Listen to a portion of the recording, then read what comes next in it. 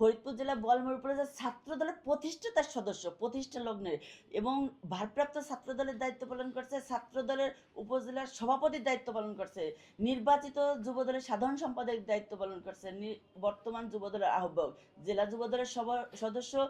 এই স্বৈরাশাসন আমলে মাইরে ধৈরে প্রশাসনকে টিকাই রেখে এলাকায় কাউন্সিলর হয়েছে টানা দুইবারে।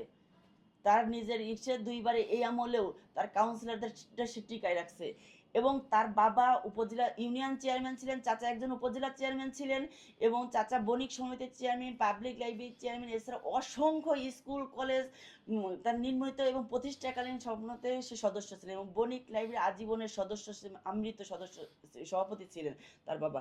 এমন একটা পরিবারের থেকে এই আমার হাজব্যান্ডকে এইভাবে মেরে আমি শুধুমাত্র দেশবাসীর কাছে আমার নেতা জনাব তারেক রহমানের একটা দৃষ্টি আকর্ষণ করছি।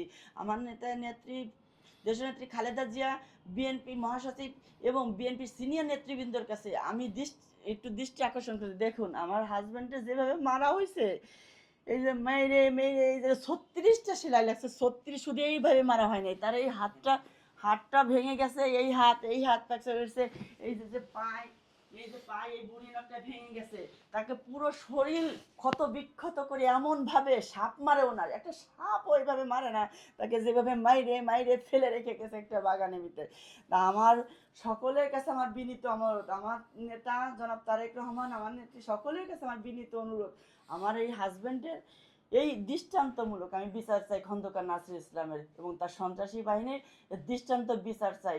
আমি যতদিন এই বিচার না হবে, তাহলে দল আস্তে আস্তে স্বৈরশাসনের থেকেও খারাপ অবস্থা পরিণত হবে। যদি এর দৃষ্টান্তমূলক বিচার না করা হয়, তাহলে দলের ভিতর মনে হবে যে দলের ভিতর অন্যায় প্রশ্রয় দেওয়া হচ্ছে।